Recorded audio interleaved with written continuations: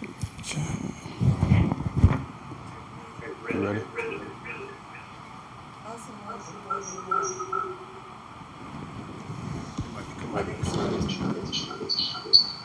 You sure?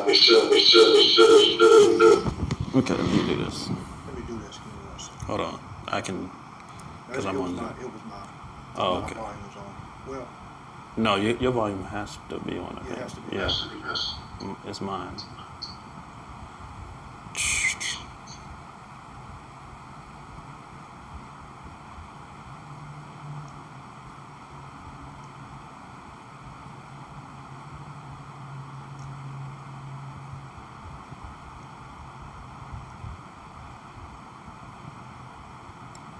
Okay.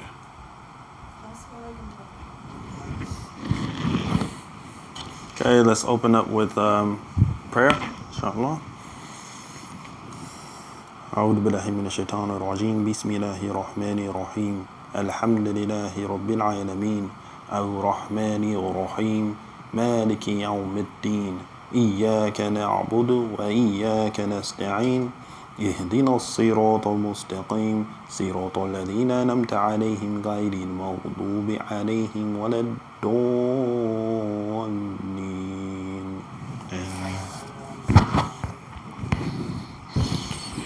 Okay, so we're in the final years of the Meccan era, late Mecca, right?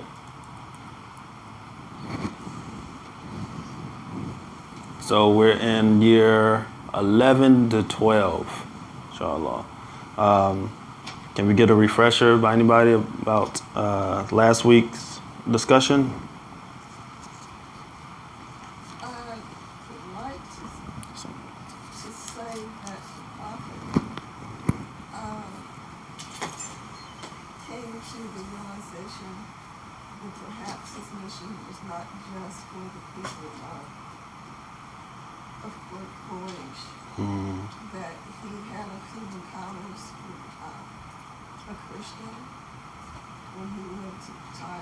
Mm-hmm.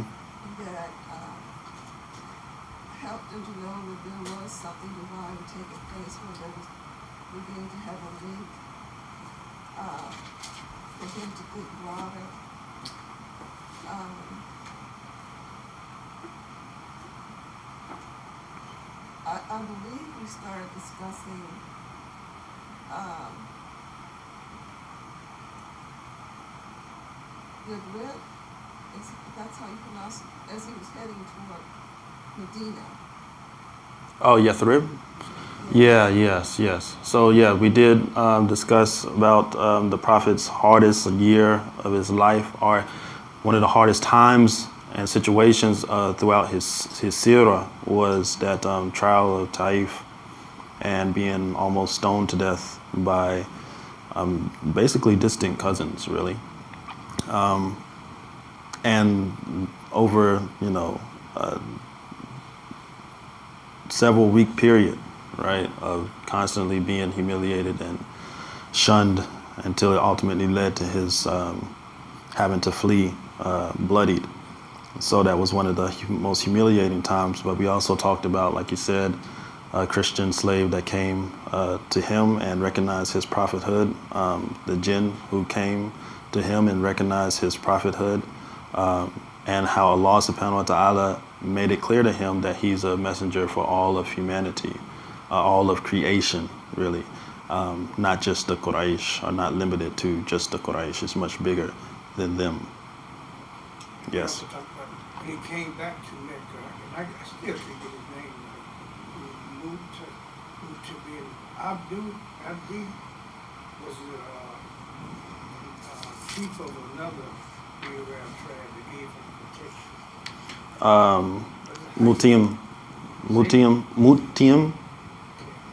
Mutium.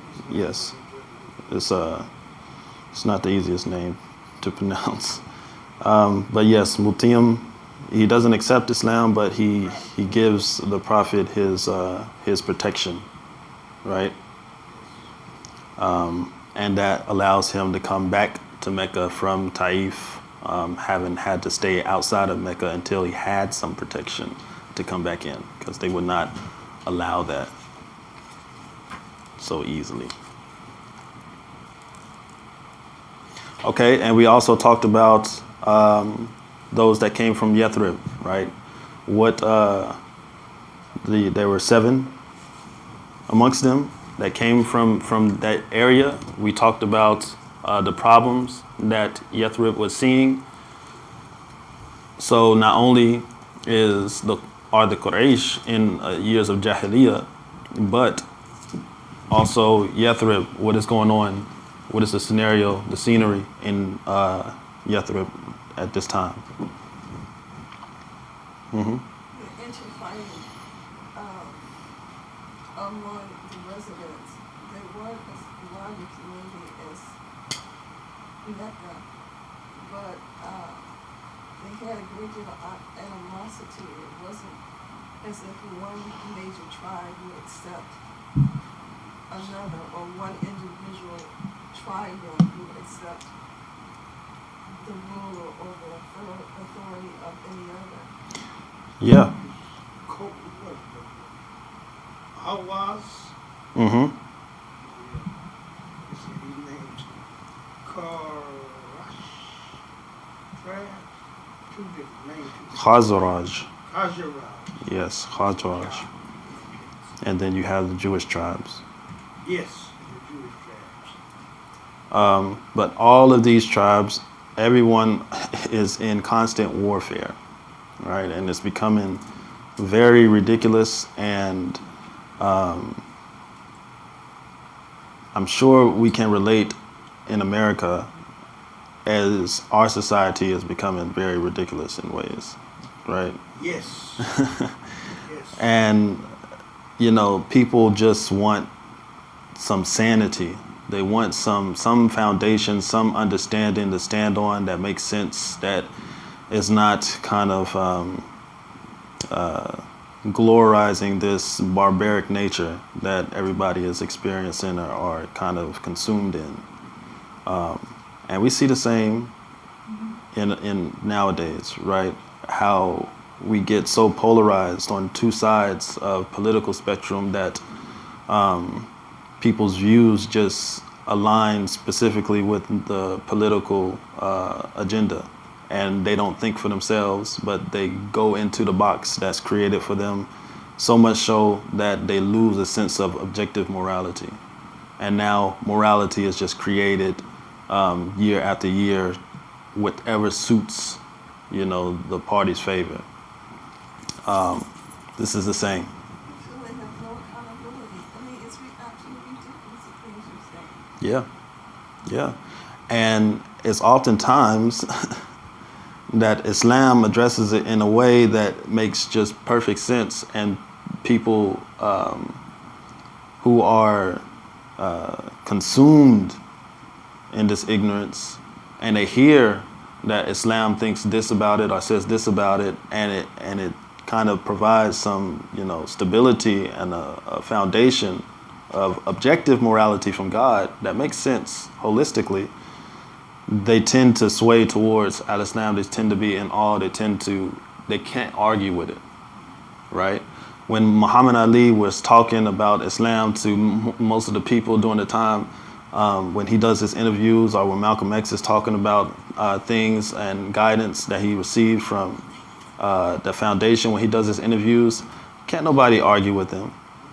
He makes them look ridiculous for arguing with them, even though they feel as though their point is very standard. But just because society has made it a standard doesn't mean that it's actual truth, and truth knocks out falsehood, right? So this is the scenario of the time, and these 6 people from Khazraj come to the Prophet, and they come for what? Pilgrimage, right? They came for pilgrimage to start. Thank you. But they end up getting word of the Prophet, peace and blessing be upon him, they came to find some type of solution to their problems and the constant warfare, and the Quraysh didn't give them any solution. They actually wanted to stay out of it because they didn't want to get involved in any warfare or whatever have you, or anything that might happen. And so the Prophet approached them and said, should I give you something better than what you came for, or what you received, having come this far? And he starts to preach to them the message of Al-Islam, and they wholeheartedly agree, and they make their pledge, their aqaba, there to the Prophet, peace and blessings be upon him. And so from there, they go back to Yathrib, and they start to preach the message of Al-Islam to the other Arabs. And why was this significant? Do you remember? Considering the Jewish tribes at the time. Why did the Jewish tribes war with the Arabs? Well, Or what was a very common thing they would say when they were in constant battles and fighting? And why did they even move to Yathrib in the first place? Or why did many of them stay in Yathrib? I guess what I can recall is that many of the Arabs in the region actually took on more of the Jewish traditional culture, and it became like a blend, historically, a blend of the culture, but they held on to a lot of their rivalry and culture, and that sort of participate, whatever, the constant fighting. So, Why? What would the Jewish tribes say to the Arabs when they would fight against each other? After the fighting was done, what would they constantly provoke them with? just saying that a prophet will come one day and Yeah. the prophet will take my side. Yeah. So don't you worry, the prophet's going to be coming, and when he comes, we're going to whoop y'all butts, right? So that's their go-to, right? And many people moved to Yathrib just for that prophecy, that they knew that the prophet was coming.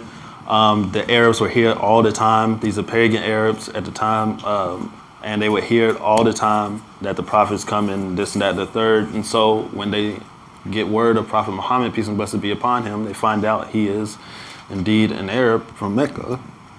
They take advantage of that, right? And they see it as they have kind of won that battle that the Jewish tribes have been hanging over their heads, right? If they can get an Arab to, if they can be on the right side of history and be in the pocket and be in the lineage or the leaders or alliance with the prophet that the Jewish tribes claim is going to be with them.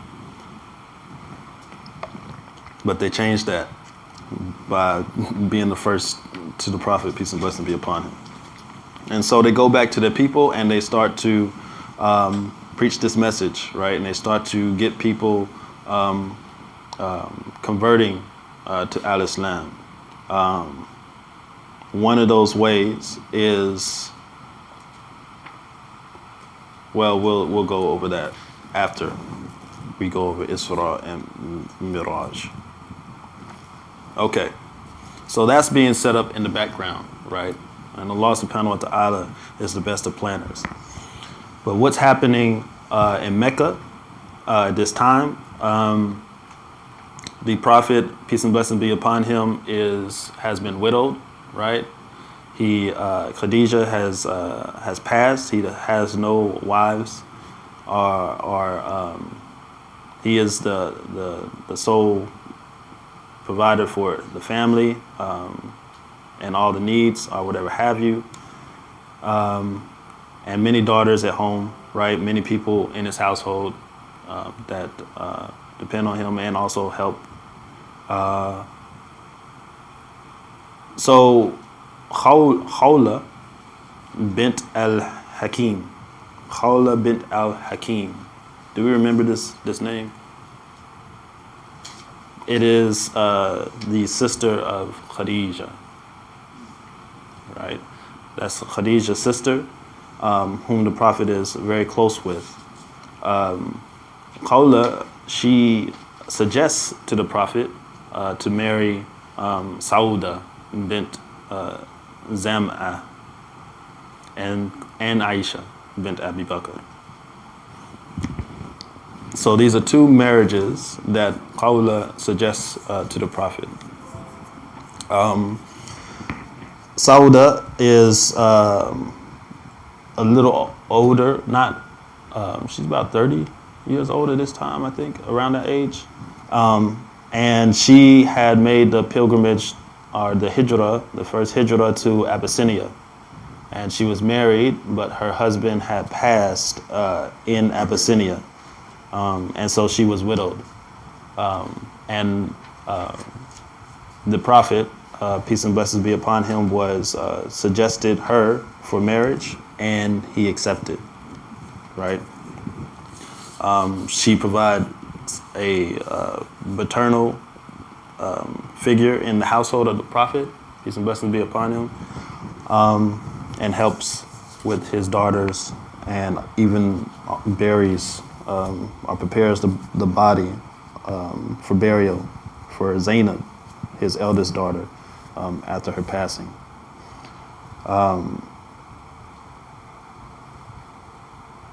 And then there's Aisha, who is by Allah subhanahu wa ta'ala declared to be the Prophet's wife. And Aisha at this time is already said to be married to another who was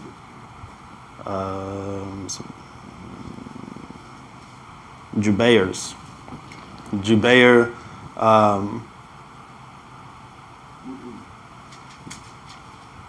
Mutim. Yes, Mutim, who gave the Prophet his protection, his son, his daughter. His son, yes. His son is promised to Abu Bakr, and Abu Bakr's daughter Aisha. And Abu Bakr persuades him to break that engagement off, right? Because you can't just stop the engagement, right? It's a contract that's been made. I think it was made before they were born, because you want to get your daughters and your sons married. And so this contract was made, and in order to break the contract, they both have to agree. And Abu Bakr tries to convince Jubair to break that contract, and Allah subhanahu wa ta'ala makes it so that it was broken. Nasif, on that point, could you clarify if the marriage was completed or was a promissory? It was a promise area. So she was never married, no. Formally, no. It's just a promise that was broken or abolished.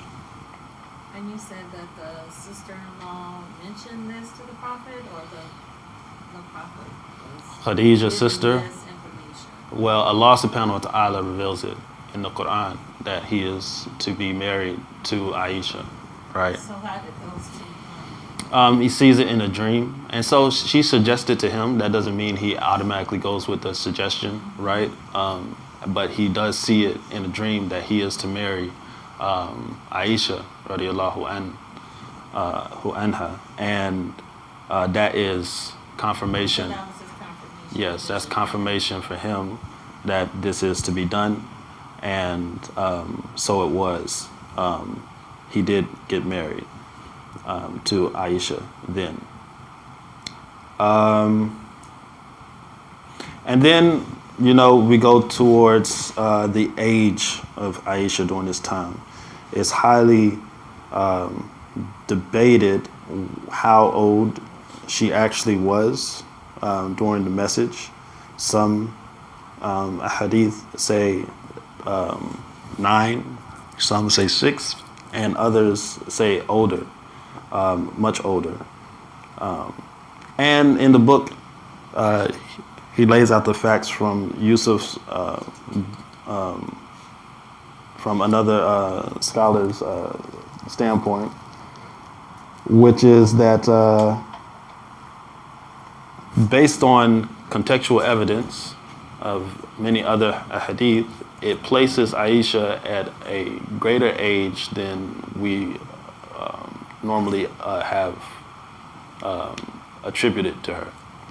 So one of the examples was, What page is this? this is page 161. So first and foremost, it was not unlikely culturally back then for somebody to get married to someone at a young age, having been older. So culturally, that was acceptable practice, right? Also, psychologically, the West in our time and age has,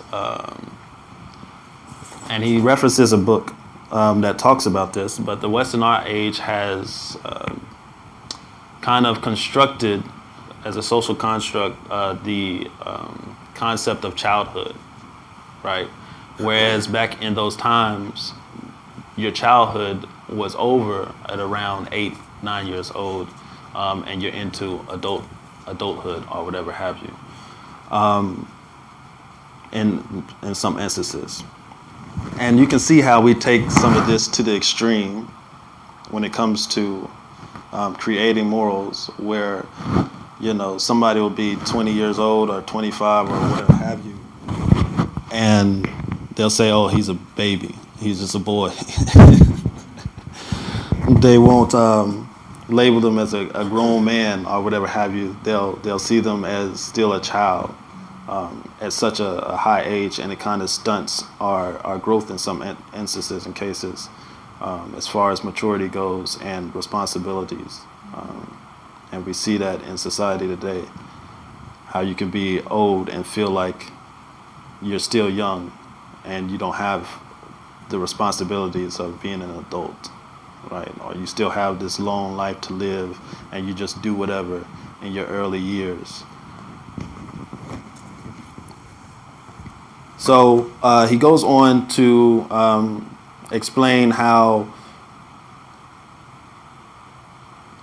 9 and 8 years old during this time is really considered adulthood. How that even in the earlier scriptures, Miriam is seen as 12 to 14 years old, having been married, and the fact that this disappearance of, or this construct of childhood doesn't really come into fruition until like the Renaissance in Europe times. He also talks about the Battle of Uhud. What does he say? He says,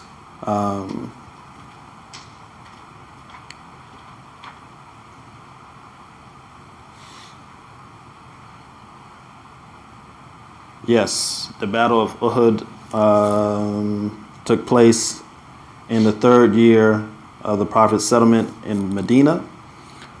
2 years later, or 2 years or less after the marriage to Aisha. And in that hadith, in the hadith about the battle, Aisha and her another wife of the Prophet, or was it Aisha and another wife?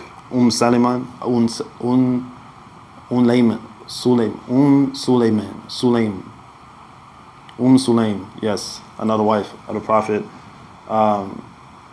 were carrying water back and forth during the Battle of Uhud, carrying water back and forth to the injured people within the battle.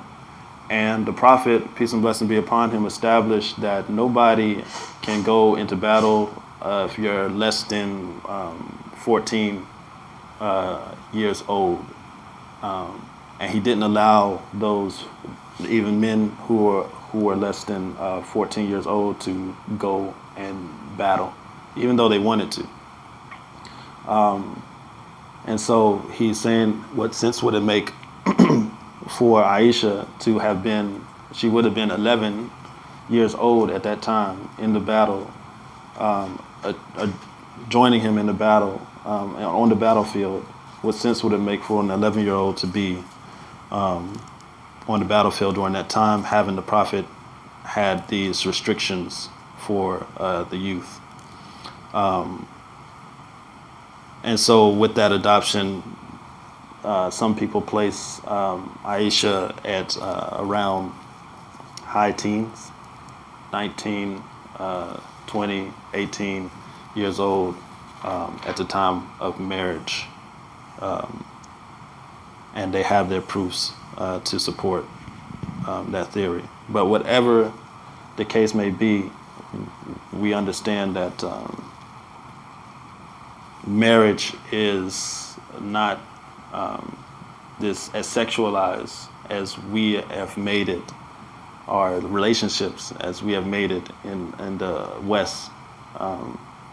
Here, these are strategic alliances, right, and contracts with one another to help build family, to help build community, and so on and so forth. Yeah, Yeah, so you can finish your thought. I think I was finished. Build family and so forth. Yeah.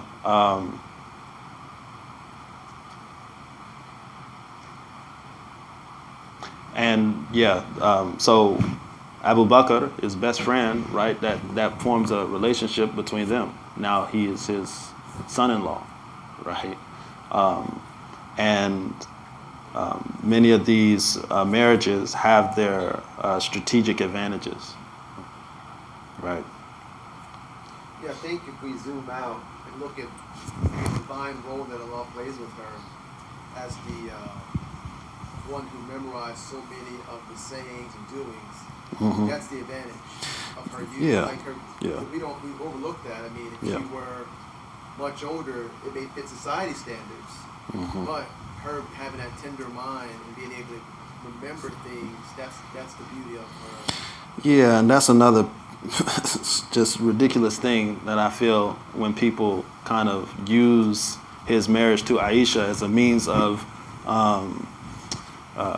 degrading the Prophet and his message, or insulting him, or whatever have you, or saying that he is this or that, or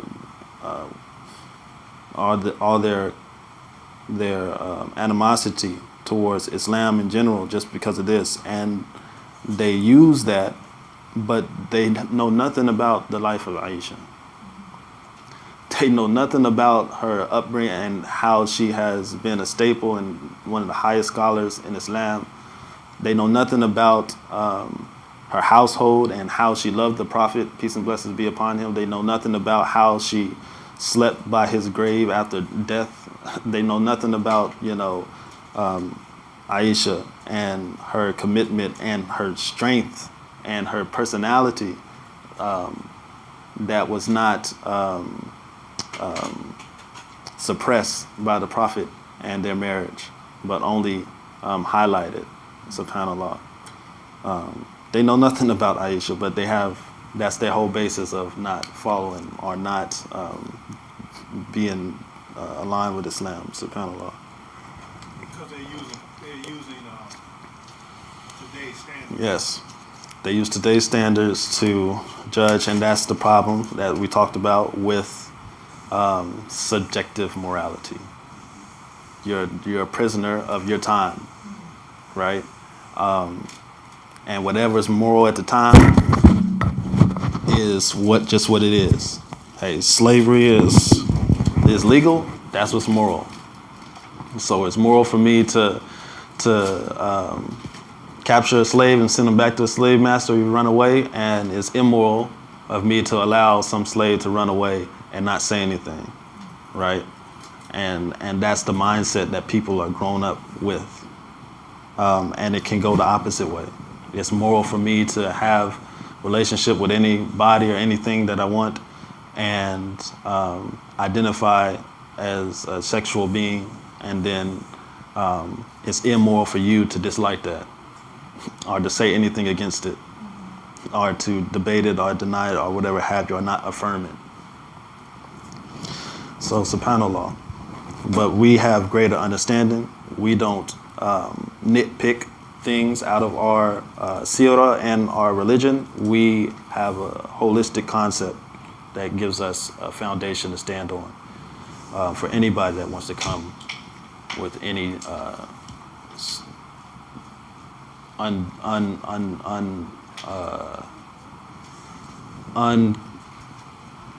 unestablished sayings or baseless sayings. I remember, like, noted throughout history, you know, kings, they have all, this has just been the tradition that, you know, people marry for certain alliances, families, to advance certain portions of society, to establish certain, you know, rules and decorum of society. So none of this is really new, but, you know, as you say, it is to undermine the role of the prophet, to diminish his light in some kind of way with a very grotesque application of, you know, these common terms of today, when it was nothing like that. So we just can't fall into that and just start using today's guidelines as to what is moral and what's not moral. Yes, because it'll lead you into And it's the failing, polarizations. It's like it's failing people Yes. in the moment right now. You know, you just fast forward a few years and people are absolutely exhausted with this subjective sense of morality and why they feel so empty still, even with you would think that everybody would be so happy and excited running around, but they feel even worse and even more weighed down. So obviously this culture of death is not what's calling them to life, and they're going to start looking for something else. Yeah, and you'll see it especially with the youth, because they'll then gravitate towards some YouTube famous star or whatever have you that kind of takes some little bit of this objective morality from Islam, or from just the common sense that they've acquired from Islamic teachings and the influence that is kind of seeped in, and they'll post it, but it'll be combined with some, you know, extreme, but they understand that, oh, well, makes more sense than what they're trying to push on us or whatever, the opposite. And so they'll then, you know, go into their camp and you know, take that extreme. But And I do think we gotta equip the young people with just simple ways to process it.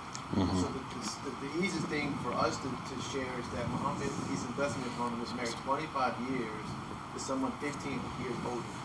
So at 25, he did not have a young wife. He wasn't chasing around the sexual energy that he had. He was committed to someone 15 years older first, and then was married 25 years. yeah, So that really undercuts their premise that he was trying to fulfill his appetite in that way. So, yeah. I mean, he had an elder wife when he was married to Khadija, right? Someone in their like 70s or 80s during that time, and you know. And some say that Khadija was more closely to his age than we expect, or that we say, by reports from her sister.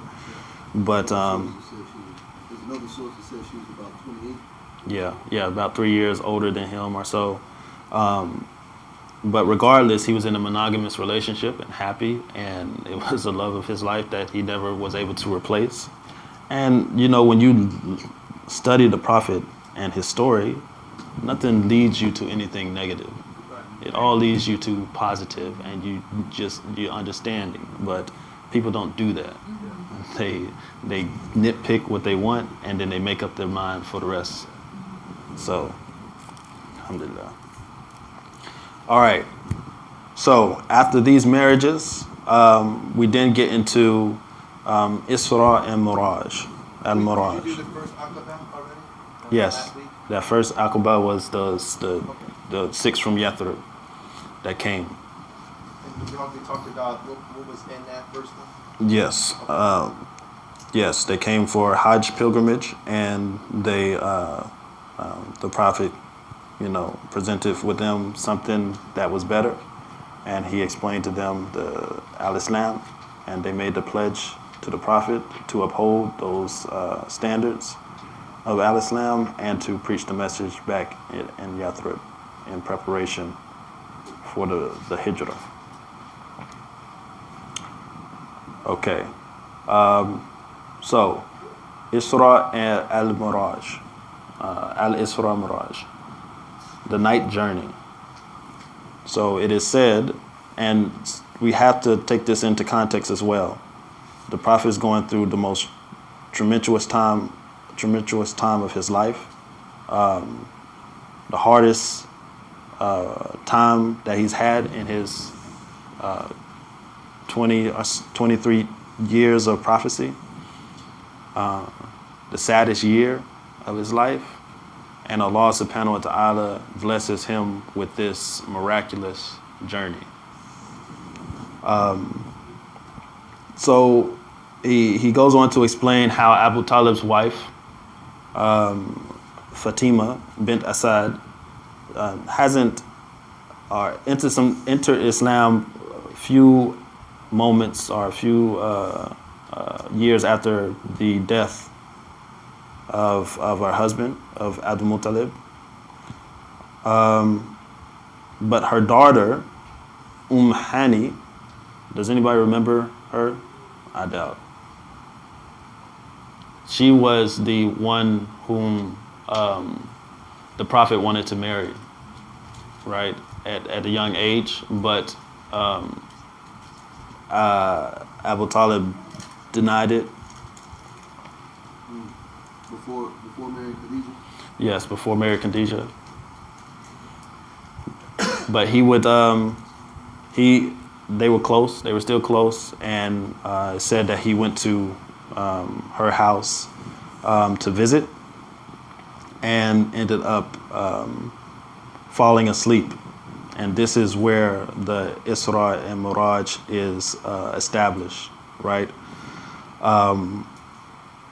Somehow or somewhere, it is said that he's moved to the Kaaba.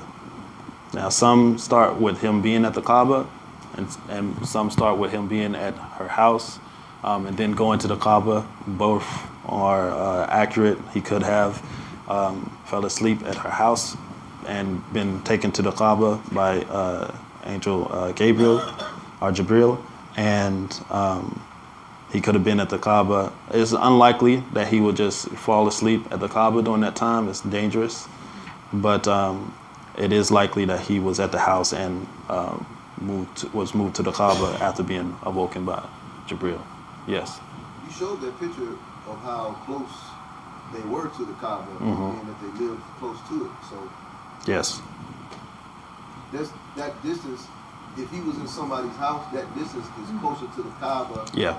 than modern day being outside of the Masjid Haram. Oh, definitely. Definitely. And you can describe it at the Kaaba the same way. Yes, you can. Even the Haram in itself has expanded since then. So what was once outside of the Haram is inside today. So he, from the Kaaba, right, he is clean beforehand. He has his heart taken out. I think, Brother Maurice, we talked about 2 times that the Prophet's chest is opened up and his heart is clean. The first time was as a child, right, as a 5, 6-year-old, maybe before 5-year-old. And he had black dot clean out, but this time when the chest is open, it is no black spot on the heart, and he is just washed. His heart is washed and clean, and he has made ghusl via Jibril. alayhi salam. This is preparation, right? We make wudu before our prayer.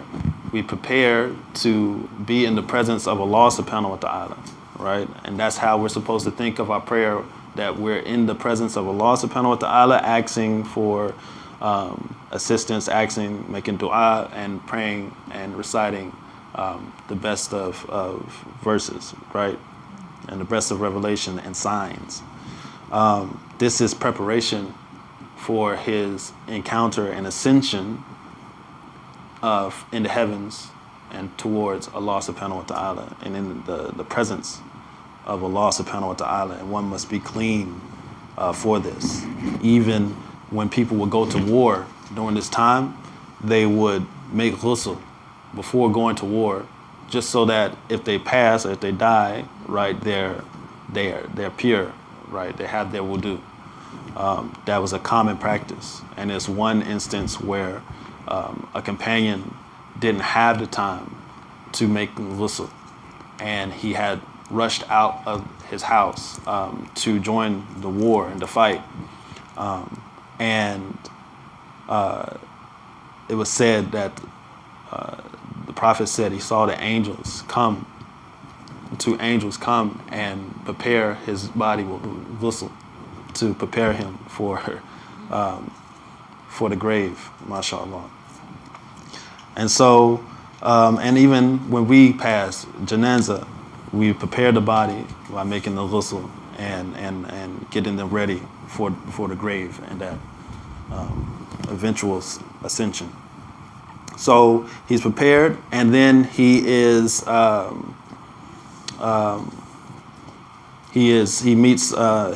barakah, Barak steed. It's said that this steed is who knows from what of the creation it is from, but similar to a horse in style, and has wings as well.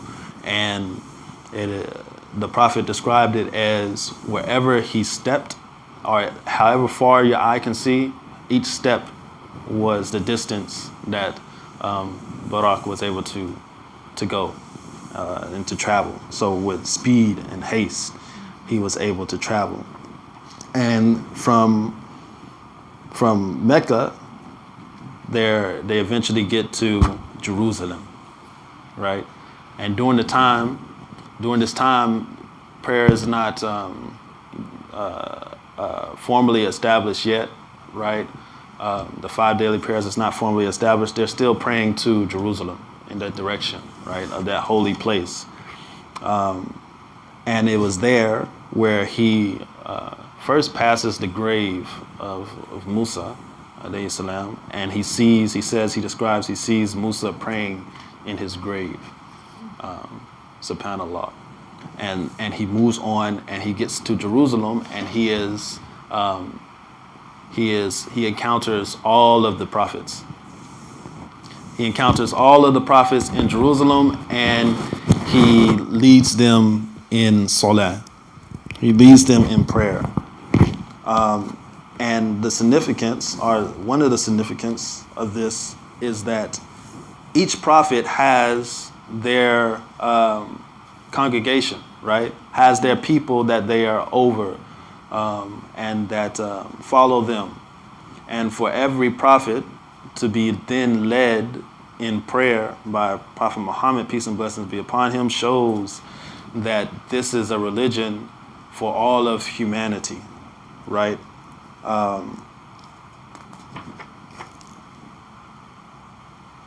Allah describes in Al-Baqarah,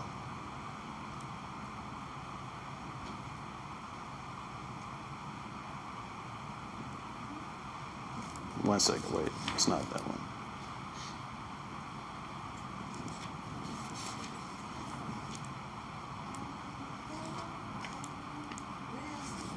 Yes. Last week, we briefly made reference to the different realms of existence. And are you saying that the prophet physically made this journey, or could it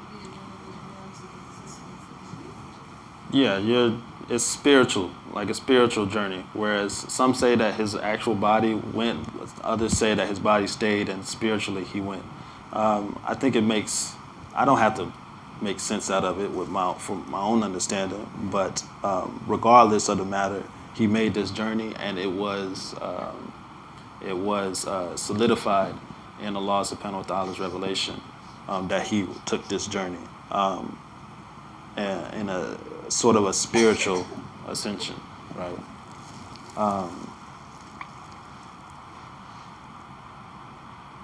And Allahu Alam, Allah knows best how it is that could happen.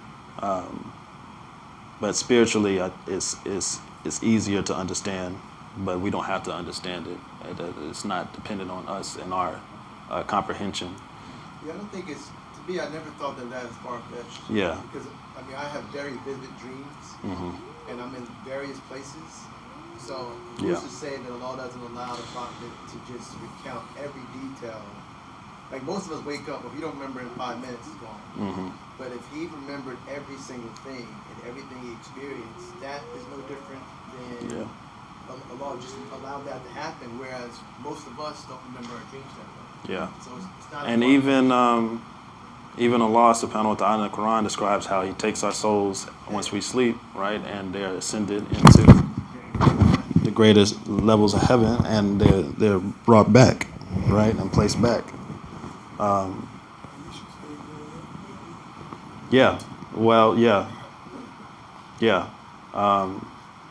And when he comes back, he wakes up in the spot where he was at, right? So, Allahu Alam. But regardless, he's leading the prophets in prayer as a symbol that he is the prophet for all of humanity, right? If you follow Jesus, you have to follow Prophet Muhammad, peace and blessings be upon him. If you follow Moses, you have to follow Prophet Muhammad, peace and blessings be upon him. It only leads to that. There are no differences of revelation. And Allah subhanahu wa ta'ala describes this in the Quran when he talks about how he has sent all of the prophets with one revelation, right? And that the believers don't make any distinction between the prophets. They follow, right, and they obey, right? And this is the case, right, where there is no distinction. These prophets understand that Prophet Muhammad is the continuation and the same message that they have prophesied as well, and that's been revealed to them. And so they are led in prayer by the prophet, and in order to lead the prayer, you have to say some type of Arabic, right? Some type of Quran. And so it's affirmation that the Quran is that message that they all believed in and are prescribed to. So from there, he then starts to ascend to the different levels of heaven. Does anybody know what the first level of heaven is?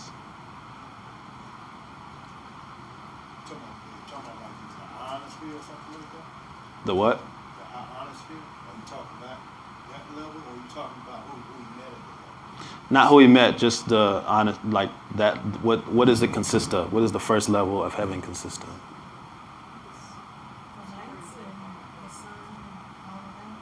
Yeah. So essentially, we're on the first level of heaven, right? Like we're in that sphere. Allah says in the Quran that He's decorated the first level with lights and stars and whatever we can see, we can visualize, right? And so we're in that sphere, right? And then there are different levels, right? Some of those stars are real far away too. Real far. You can't imagine. Yeah. You cannot imagine. That's why when Allah subhanahu wa ta'ala in the Quran talks about the jinn being able to eavesdrop on the edge of the levels, to eavesdrop and listen to the angels and what they're saying about what's happening or what's been written by Allah subhanahu wa ta'ala. It's mind-boggling to me how they can even get that far in the first place. But as Allah subhanahu wa ta'ala also shows us in the Quran, now that I think of it, Suleiman, and how he was able to utilize a jinn to bring him the seat of the Queen of Sheba in an instant, like a blink of an eye. Like he said, who can bring me this fast? And somebody said, I can bring it to you in like a day or like in a night or something quick. And then the jinn said, I can bring it to you in a blink of an eye. Like once you blink, it's here. SubhanAllah. And so on the first level, he meets Adam, alayhi salam. And he's greeted. Jibril is taking him on these as a guide, but he's also greeted at the gate by the angels who are protectors of this level. And the angel each time asks who is there. Jibril says, it is me. And the angel says, okay, are you alone or do you have somebody with you? Or is somebody accompanying you?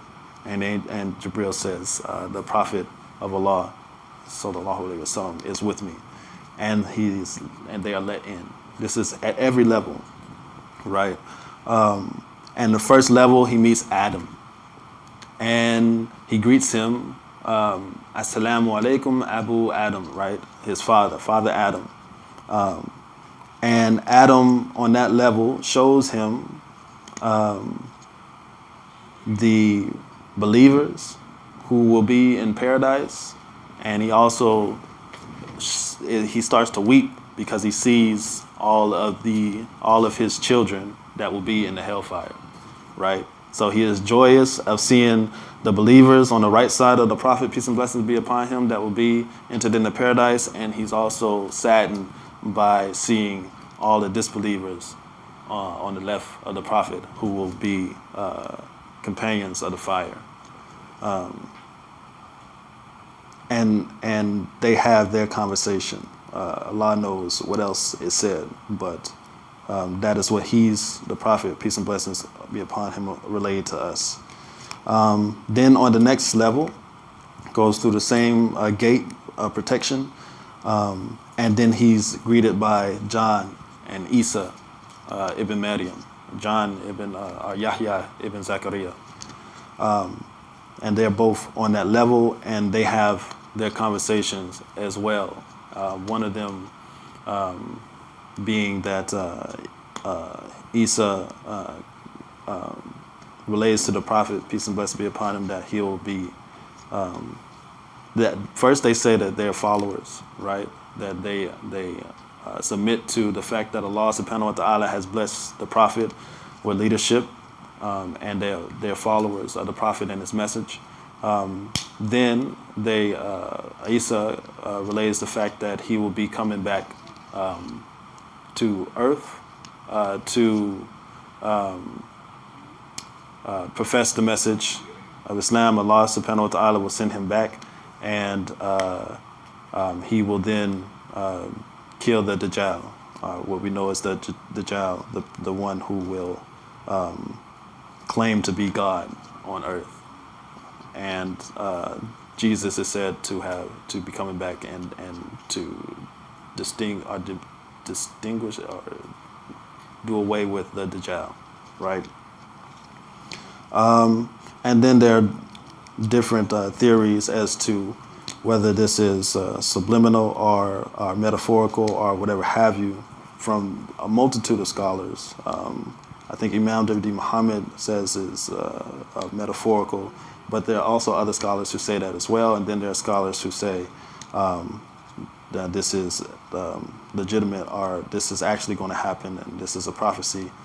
And Allahu A'lam knows, but the Prophet, peace and blessings be upon him, in his Seerah seems to relate that Isa ibn Maryam says himself that he will be coming back. And it is just one of the signs of the Day of Judgment that Allah subhanahu wa ta'ala has made clear to him. Is that in the book, in this book? In this book? Yeah. No. This is in Hadith, Al-Bukhari, Sahih. Can you speak on the Dajjal again? Is this a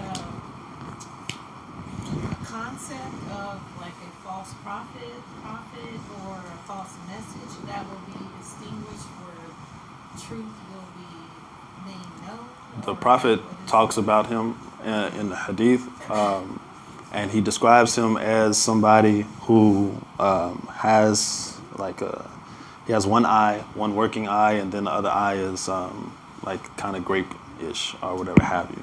But people will believe that he is God because he does certain miracles or whatever have you, like bringing the dead to life or whatever have you. He'll do certain things that convince the people that he is actually God, and people will start to worship or whatever have you, and some will go astray. And Yeah, I think my position, or I support the idea that that's not physical, only because you would not come to that conclusion in the Quran. So there's one verse that the scholars say, Surah Zukhruf, is the debatable piece, but just reading through the Quran, the human being would not come to the conclusion that Jesus needs to come back to fulfill some part of our life physically, like especially if he's Khatam al-Nabi. But they're saying that he's not coming back as a prophet, he's coming back as a messenger. That's how they're pushing that argument. But it seemed like it would be more clearly described, because it's really like a big part of some like our faith in some ways. The day of judgment is not going to come until this phenomenon happens. I would think it would be more clearly defined if it's a physical thing we're looking for. well, I mean, the prophet describes it. That our mindset is so engrossed and controlled by this beast. So it's more of an influence. Yeah, so what I'm saying is, you think about it like the law says, this day I perfect your religion. So we know that Islam was completed during the life of the Prophet, in the final revelation. And we know his message was completed, like at his farewell. So to have a final act of another prophet coming. It wouldn't be. It's not stated that he would be bringing a new prophecy or anything. He would be a follower of Prophet Muhammad, peace and blessings be upon him. To me, I just don't think you would come to that. It doesn't fit within the rhythm and the premise of the Quran. That is something that I think a lot of even the Hadith scholars were influenced by Christian thinking in that way. Because It could they actually be. put us in the same category. They're waiting for Jesus to come. They could say, so the Muslim mind interpreting events saying, well, we're waiting for Jesus to come too. Well, I it's- see some people use it as a dawah phone. Yeah, that's what happened in Yathrib. Yeah. We're waiting for a prophet to come, Yeah. right?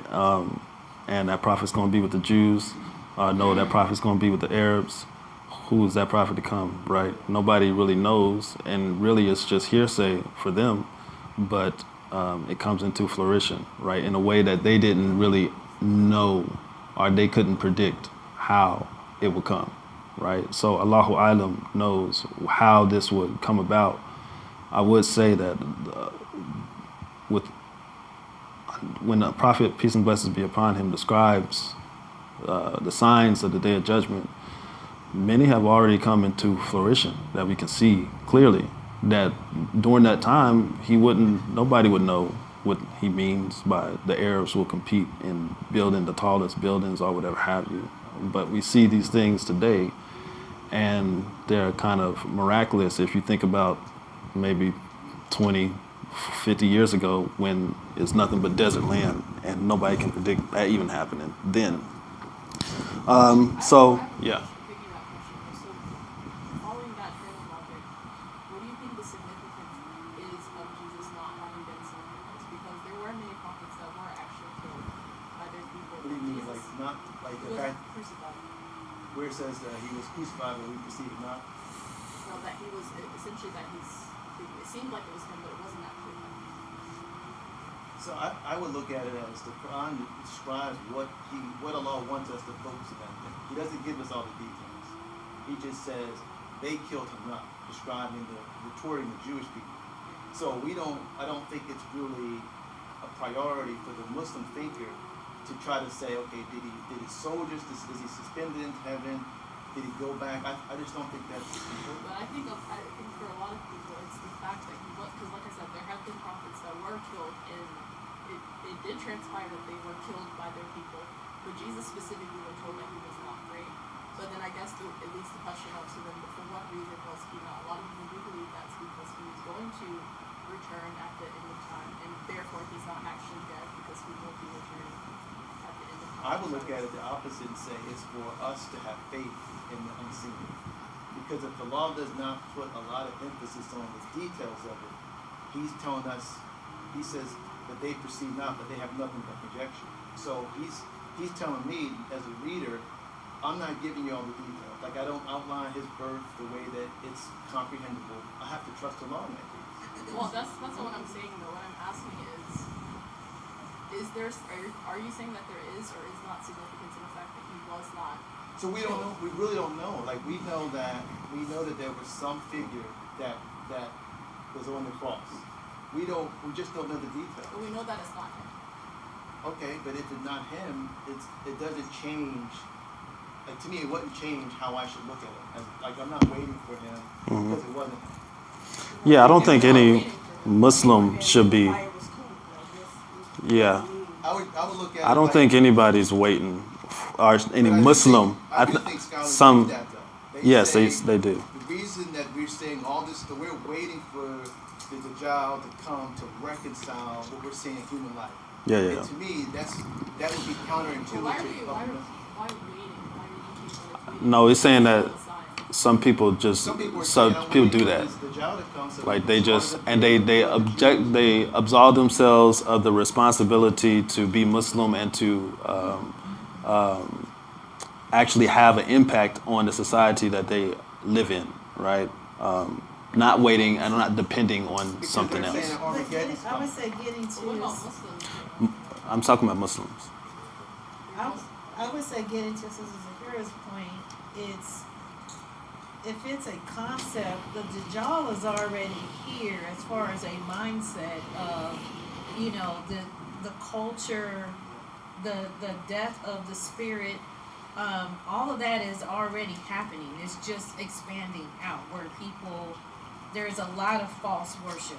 So if you're bringing Islam, it is consistent to say that when Islam comes, the clarity will be brought. That is your clear evidence right there. So it's going to wipe out whatever that false concept or that false Dajjal that you have in your mind. That's going to be gone, so that you can see Allah clearly.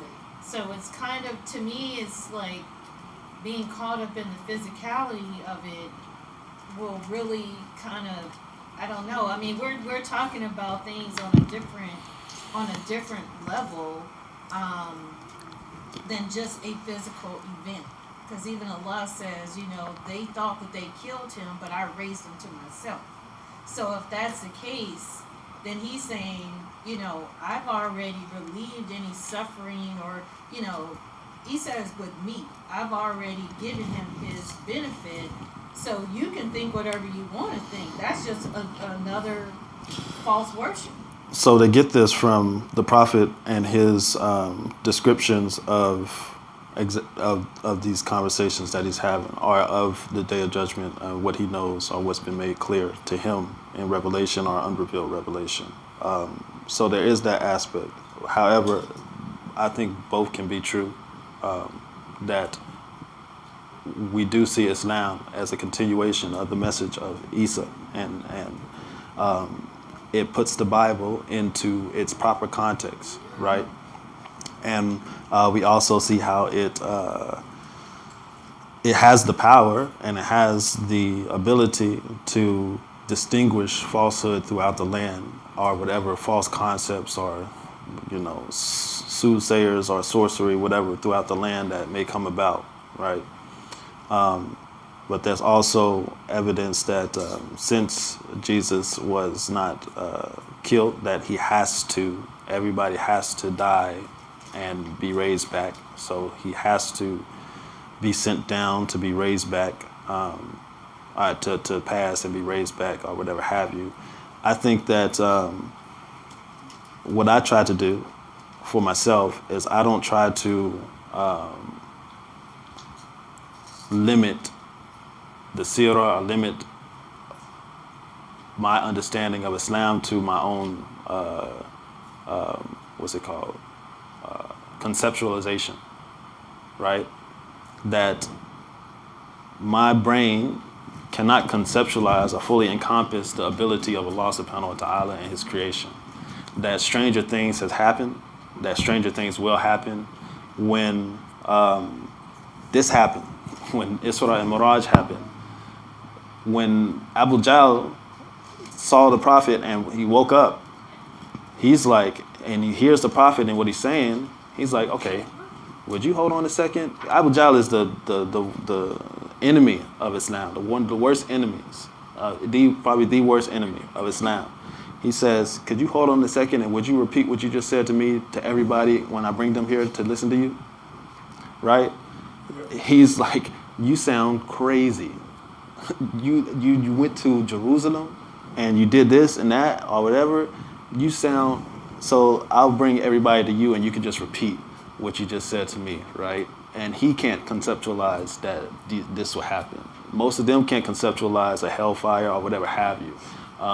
And how Allah in the Quran describes the hellfire. We can't really imagine that. Allah subhanahu wa ta'ala describes the day of judgment as the seas being on fire. I can't imagine that. But I do see how sometimes oil rigs burn and fire is like in the ocean, and it's an amazing sight to see. I can only imagine how some of these things will come into fruition as time goes on, or how some of these things will be made sense of. Some things that are happening that Allah subhanahu wa ta'ala is describing in the Quran while it's happening to the companions, they cannot imagine it. And they'll say, I didn't know what Allah subhanahu wa ta'ala, Umar says, I didn't know what Allah subhanahu wa ta'ala was talking about in Surah Taha, or I think that was the surah, when he's talking about the Battle of Badr. He didn't know what Allah subhanahu wa ta'ala was saying when he said that they would turn back on their heels. And he didn't understand what Allah was saying from that. He couldn't imagine it until when they went to the Battle of Badr and they won, and he sees them running, and they're running away in retreat, and their heels, you can only see their heels from them running as far away or whatever have you. And he said, only then did I understand. So sometimes we won't understand exactly what happens until it happens. And it's just not a way for us to comprehend that, but that's where faith comes into play, and us being grounded in our faith to understand that Allah subhanahu wa ta'ala is capable of what we can comprehend and what we can't comprehend.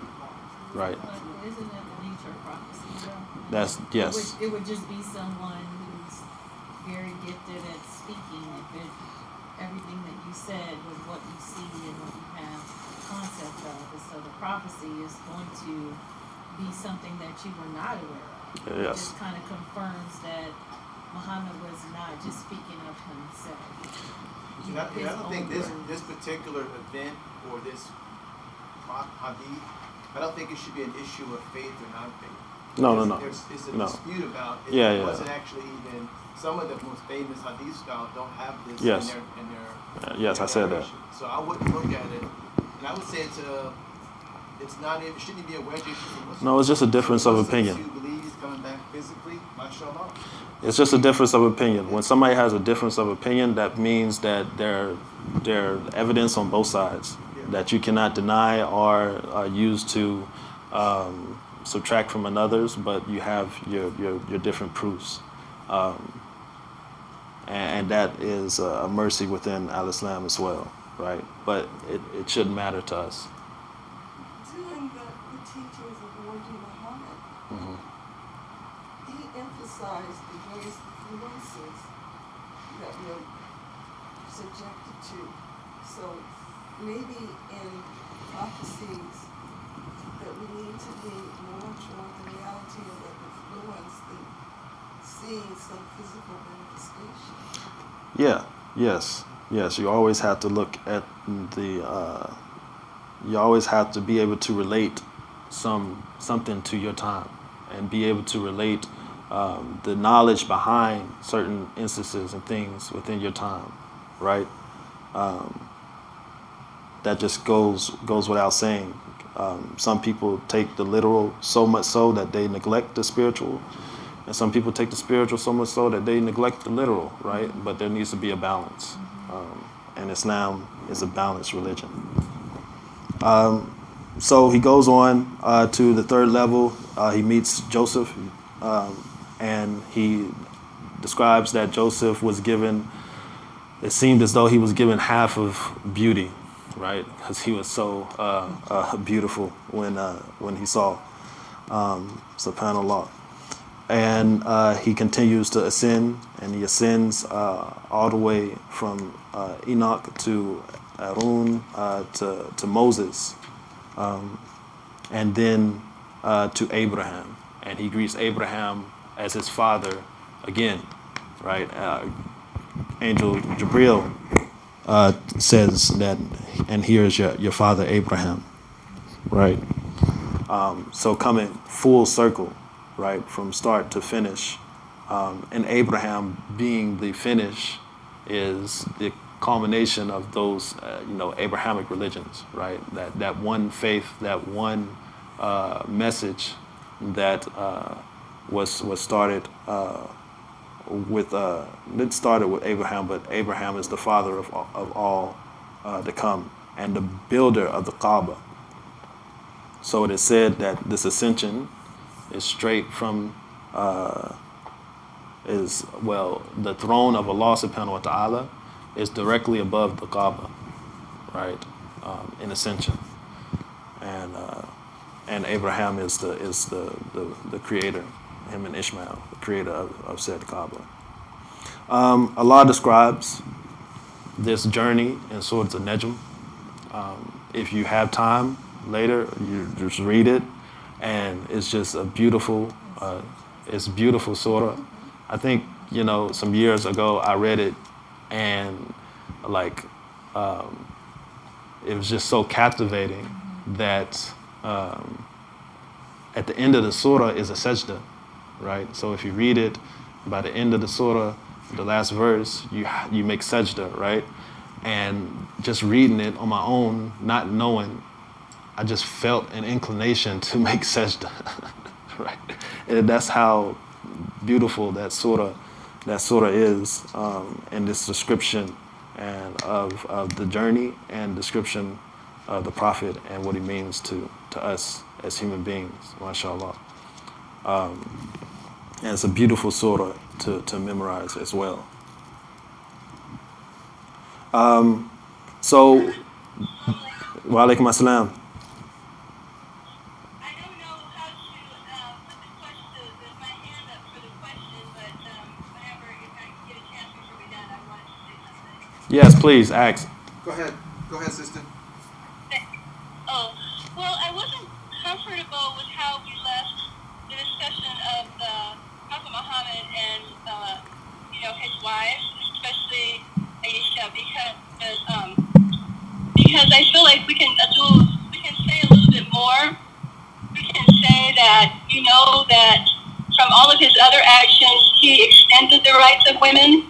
He forbade the practice that has been common of when a man had married a wife and become maybe tired of her, turn his back on her and say, now you're my mother. He forbade that. He forbade that, or he practiced, he showed that the menses was not dirty and evil. He put his head in his wife's lap, even though she was, on her cycle time. And he also, with the rights of women, he established the rights of women with their own finances. And so we can say a lot of things about the way that he treated women, that he was not, because you said he wouldn't oppress the young wife, and of course not.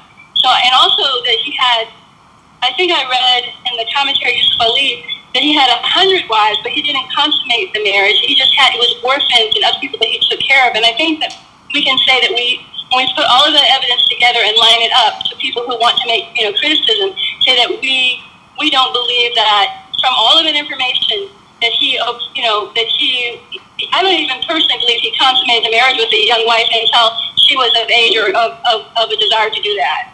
So because of all of the evidence, so I just didn't feel comfortable, leaving it open in my heart. So I hope you can accept it. Just like I'm not a scholar. That's what I have remember and what I put in my heart. So if I'm wrong, please excuse me. But thank you so much. Thank you. I don't know about the 100 wives thing. I know that we know of his wives and we know of who he married, and as far as and we know his concubines, right? We know his one concubine, and we know who was given to him in marriage or whatever have you. As far as Aisha goes, I mean, we could talk all day about that. I'm not. This wouldn't be the setting or the class for that. I expect us as Muslims to know those things and to study our religion. It's such a far off accusation that I don't feel like it has any basis, and it really says more about the person accusing the Prophet of whatever they're accusing him of, more so than the Prophet himself. Because his life is very well documented and established. Aisha's life is very well documented and established. And the Quran and the rights of women are very well documented and established. So, alhamdulillah, thank you for the reminder. And hopefully we continue to understand our seerah and our religion in full context so that we don't have those discomforts. Thank you, brother. Wa alaikum assalam. Okay, the ascension. So he goes, and now he's passing the 7th level, and this is getting into the aura, the presence of Allah subhanahu wa ta'ala, right? And this is serious. And Allah subhanahu wa ta'ala, yes, we're about to finish up. Allah subhanahu wa ta'ala in the Quran describes how he sees the lot tree, right? And how his eyes don't meander, but he sees what he sees, and he's not what do you call it? He doesn't go crazy from seeing it, but he stays calm and collect. And he realized one of the greater signs, or one of the greatest signs of Allah subhanahu wa ta'ala, this lot tree that they say start from the first heaven all the way up to where Allah subhanahu wa ta'ala is, its roots and its branches. Subhanallah, I can only imagine. And the Prophet describes it as having colors that he can't describe. So sometimes like people dive deep into the ocean and they'll see like these different colors that they never seen before in their life until you see it. So it reminded me of that, as though like these are colors in the presence of Allah subhanahu wa ta'ala that he could not even describe their color, the vision of them. And it's here where he has a conversation with Allah subhanahu wa ta'ala. And it's here where he receives the Al-Fatiha, and he receives the rest of Surah Al-Baqarah, what has been given. It's about 70% or so of the Quran that's been revealed at this time. And so the rest of Surah Al-Baqarah come in this meeting with Allah subhanahu wa ta'ala, and Al-Fatiha, the often recited verses, right? And these are verses, that's why it is so important for us to say the Al-Fatiha in every rak'ah of prayer, because these are verses from Allah subhanahu wa ta'ala.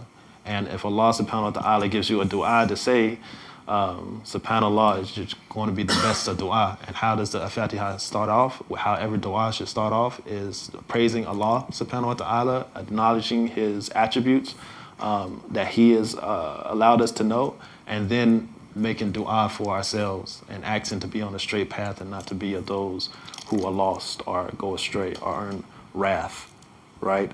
And Allah subhanahu wa ta'ala obligates him 50 prayers for us as Muslims.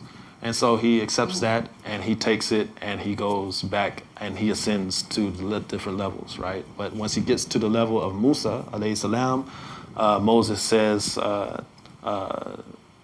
to him as if he's like a son or like a youth, because Moses is like three times his age.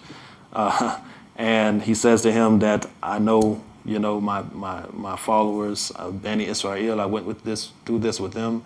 They're not going to be able to do 50 a day. Please go back and ask Allah subhanahu wa ta'ala for leniency and to lessen it. And the Prophet looks at Jibril for affirmation, and Jibril agrees, and they go back and they do this repetitively until it becomes 5 prayers. And Allah subhanahu wa ta'ala says that he has perfected this, and that he will reward these 5 prayers with the amount of 50, right, for the followers that do them. I'm glad for Moses. In trouble. Yeah, he knows us human beings well. Even that's a lot for some people, right? But subhanAllah, this is straight from the heavens, straight from the throne of Allah subhanahu wa ta'ala. There are companions that ask, what did Allah subhanahu wa ta'ala look like? But the Prophet said that he cannot see Allah subhanahu wa ta'ala. He says, how can I see Allah with so much light? And so it's a common belief that the hijab of Allah subhanahu wa ta'ala is just nur, it's light, that you cannot see beyond, because how can you lay your eyes on Allah subhanahu wa ta'ala? You can't even look at the sun for more than a minute without going blind, right? Subhanallah. And so he comes back, and we'll kind of continue on this next week. What time is it? 2 o'clock. Wow. Yes, we'll continue on the response to the night journey next week. Oh my gosh, I was supposed to be showing this slide. That's weird. We'll continue on the response to the night journey and how the community responded, and also get into now the hijrah and what's happening in Medina in preparation. What are the pages for?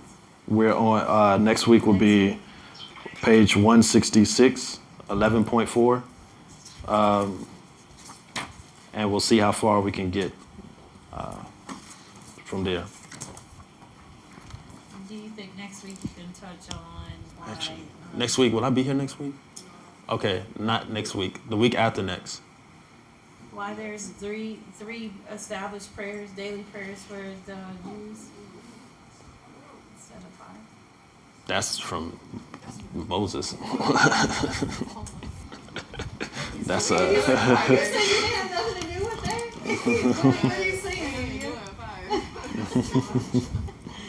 Their prayer is very different. Moses asked for 5, and then now it's down to 3. This was the creed. Muslims can do 5. We're doing 3. So, will you be online next week? We can do it on Zoom if you would like. Gonna be out of town? Going out of town? Yeah, we're going out of town, but I was going to do it on Zoom. I think Sister Essie said, can you just do it in person? But probably late Sunday. Yeah, late Sunday. It's not hard. It's not hard for me. It's not the hardship.